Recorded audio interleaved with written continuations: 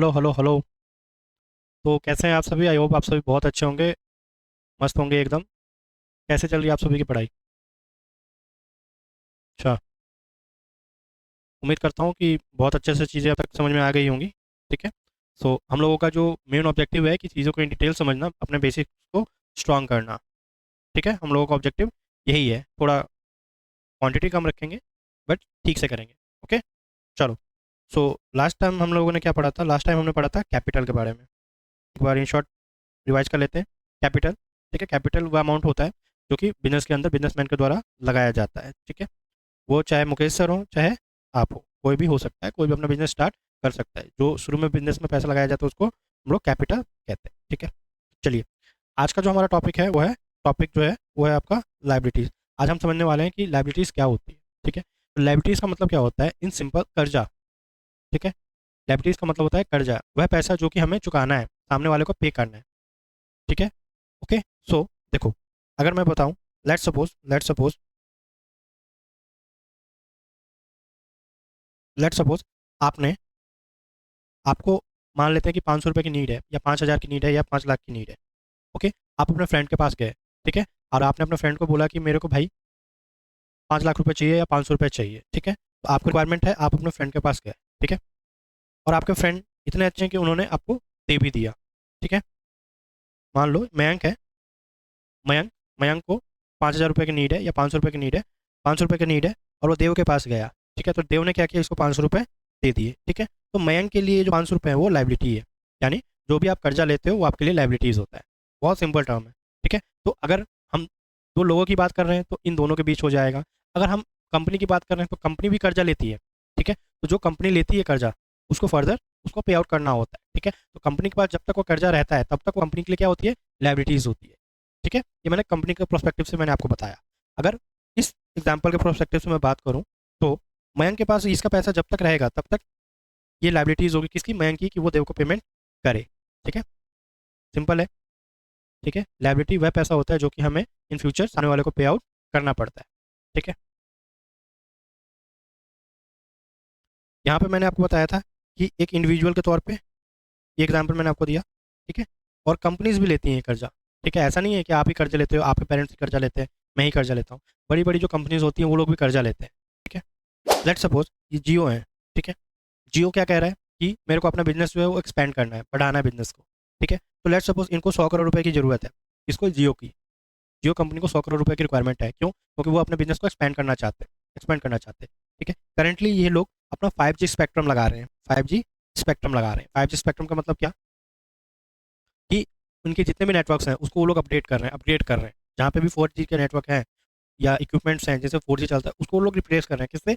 5G से। ठीक है, तो जो भी ये स्पेक्ट्रम आएगा वो फ्री में तो आएगा नहीं, इसके लिए पैसा चाहिए। ठीक है, और ये पैसा इनको कहाँ से लेना पड़ रहा है? इनको लेट सपोज ये लोग हमारे बैंक्स के पास जाते हैं, HDFC बैंक हो गया, स्टेट बैंक हो गया, जिनसे भी इन लोगों का कोऑर्डिनेशन होता है, जिनसे भी या जहाँ से भी इनको लो इंटरेस्ट रेट पे इनको पैसा मिलता है, कंपनीज क्या करती है, वहाँ से पैसे को बोरो कर लेती है। ठीक है, कंपनी क्या करती है? पैसे को बोरो कर लेती है, कंपनी अपने पास पैसा ले आती है। ठीक है, बदले में बदले में ये जो कंपनीज होती हैं वो बैंक को थोड़ा इंटरेस्ट पे करती है। ठीक है, तो यहाँ पे क्या हुआ? लाइबिलिटीज़ का मतलब जो भी कर्जा है, ठीक है, वो हमारी लाइबिलिटीज़ होती है। तो जियो ने अगर 100 करोड़ रुपए लिए तो जियो की ये लाइबिलिटीज़ है कितने की? 100 करोड़। ओके, चलो। अब देखो, लाइबिलिटीज़ को फर्दर हम लोग दो कैटेगरी में डिवाइड करते हैं। लाइबिलिटीज़ को हम दो कैटेगरी में डिवाइड करते हैं। ठीक है, number one is current liabilities, number one is current liabilities, number two is non current liabilities. ठीक है, आई होप ये चीज़ क्लियर है।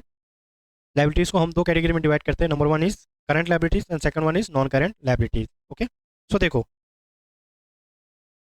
करंट लाइबिलिटीज़ वह लाइबिलिटीज़ होती हैं जिनको हमें विद इन 12 मंथ हमें पे आउट करना पड़ता है। वह कर्जा जिसकी पेमेंट हमें 12 महीने के अंदर करनी पड़ती है उसको हम लोग बोलते हैं current liabilities. Okay, so clear है।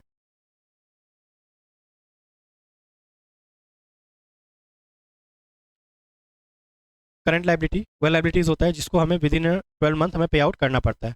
वह कर्जा जो कि हमें 12 महीने के अंदर हमें पेमेंट करना होता है उसको हम लोग करंट लाइबिलिटीज बोलते हैं। मैं इसको क्यों बार बार रिपीट कर रहा हूँ? ताकि आपके दिमाग में ये चीज़ें क्लिक कर जाए, सेट हो जाए। ओके, नॉन करंट लाइबिलिटीज वो होती है जिसकी पेमेंट हमें 12 महीने के बाद करनी होती है। ठीक है, ये लॉन्ग टर्म लोन्स हो सकते हैं। ठीक है, 1 साल के, 2 साल के, 3 साल के। ठीक है, उसको हम नॉन करेंट लायबिलिटीज बोलते हैं। ठीक है, चलो। अब ये जो लायबिलिटीज है, ये जो कर्ज का जो पैसा है, ये कर्ज का जो पैसा है, ये आप क्या कर सकते हो? आप कर्जे का पैसा, चलो मैं आपके लिए मैं बताऊं, आपको पैसे की जब ज़रूरत होती है तो आप क्या करते हो? सबसे पहले आप अपने मम्मी पापा के पास जाते हो। क्यों? क्योंकि आपको पता है कि घर में पैसा इन्हीं के पास होगा। ठीक है, मम्मी के पास होगा या पैसा पापा के पास होगा। तो जब आपको पैसा जो है वो आपको मम्मी पापा से मिल जाता है, ठीक है, इसको हम बोलते हैं इंटरनल लायबिलिटीज़। आपने मम्मी पापा से पैसे उधार लिए, ठीक है, जो कि आप इन फ्यूचर उनको रिटर्न करोगे। ठीक है, ये पॉकेट मनी नहीं है, आपने उनसे एज अ उधार लिया है। पापा मेरे को 1 लाख रुपए दो, ठीक है, ये 1 लाख रुपए मैं आपको साल भर के अंदर या 1 साल के बाद में आपको पे आउट कर दूंगा। तो जब आपने पैसा अपने नोन पर्सन से लिया, अपने मम्मी पापा से लिया, अपने अंकल से लिया, अपने बुआ जी से लिया, अपने फूफा जी से लिया, ठीक है, तो इसको आप क्या बोलते हैं? इंटरनल लायबिलिटीज़ बोलते हैं। कंपनी के केस में आ जाओ। कंपनी जब अपने एसोसिएटेड कंपनीज जो होती हैं, कंपनीज की जो नॉन कंपनीज होती हैं, जैसे मान लो जियो कंपनी है, रिलायंस ने क्या किया, अपने एक नॉन कंपनी जैसे पिरामिल हो गया, ठीक है, ये इसकी सब कंपनीज है, यहाँ से कुछ लोन ले लिया या कहीं ऐसे जगह से लोन लिया जिनको वो वेल नोन है। ठीक है, उन पे उनको रेट ऑफ इंटरेस्ट बहुत कम देना पड़ता है या नहीं देना पड़ता। तो जो नॉन जगह से हम लोग लोन लेते हैं उसको हम क्या बोलते हैं? Internal liabilities. ठीक है, आई होप ये चीज़ क्लियर हो गई। और एक्सटर्नल लायबिलिटीज वो होती है जो कि हम लोग नोन जगह से ना लेकर के अननोन जगह से लेते हैं, यानी आउटसाइडर से हम लोग जो भी लोन लेते हैं उसको हम लोग क्या बोलते हैं? एक्सटर्नल लायबिलिटीज बोलते हैं। नहीं समझ में आई? आएगी। देखो, मैंने बताया आपको इंटरनल लायबिलिटीज, एक्सटर्नल लायबिलिटीज। ठीक है, इंटरनल लायबिलिटीज वो होता है जो कि हमारे नोन से जो हम कर्जा लेते हैं वो हमारे इंटरनल लायबिलिटीज कहलाती है। ठीक है, taken from in the house members और अदर्स।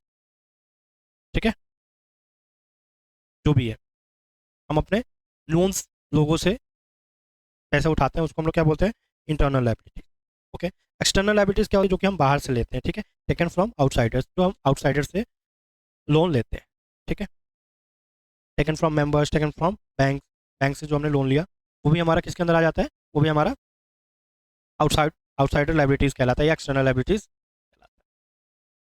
विदाउट कोई भी डाउट हो तो आप पूछ लेना मेरे से, डोंट वरी। चलो, नेक्स्ट टॉपिक है हमारा एसेट्स।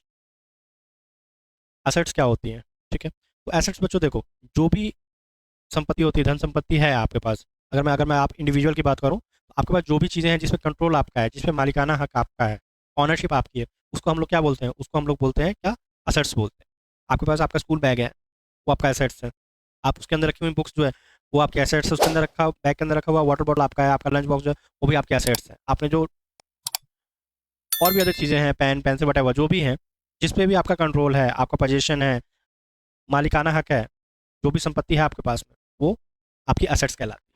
ठीक है, अगर मैं एक इंडिविजुअल की मैं बात करूँ तो क्लियर है।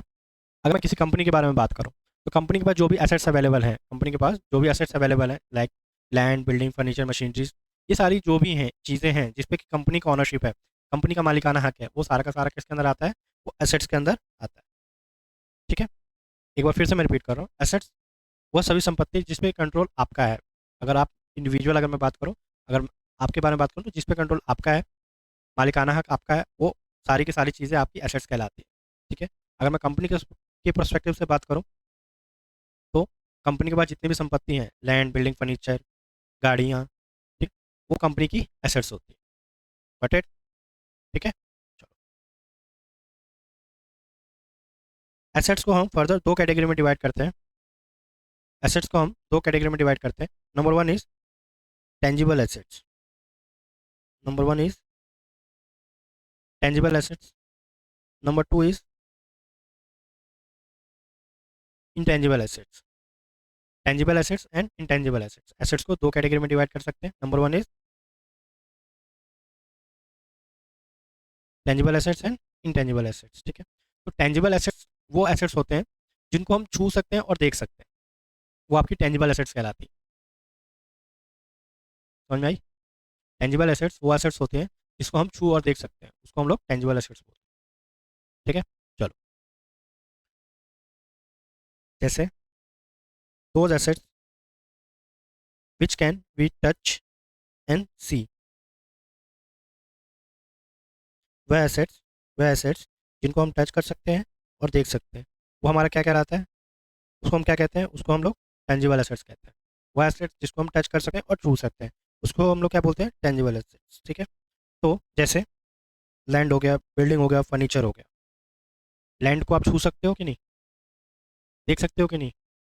बिल्कुल, आप छू सकते हो और देख सकते हो। बिल्डिंग आप छू भी सकते हो और आप देख भी सकते हो। ठीक है, फर्नीचर वैसे बात है, आप छू भी सकते हो और देख भी सकते हो। इंटेंजिबल एसेट्स, अब ये इंटेंजिबल एसेट्स क्या होती हैं? वह एसेट्स जिसको हम छू भी नहीं सकते और देख भी नहीं सकते, उसको हम लोग क्या बोलते हैं? उसको हम बोलते हैं इंटेंजिबल एसेट्स। ठीक है, those asset which can not be touch and see. ठीक है, वह एसेट्स जिसको हम टच नहीं कर सकते और देख नहीं सकते, ना तो देख सकते हैं ना छू सकते हैं, उसको हम लोग क्या बोलते हैं? Intangible assets. ठीक है, देखो,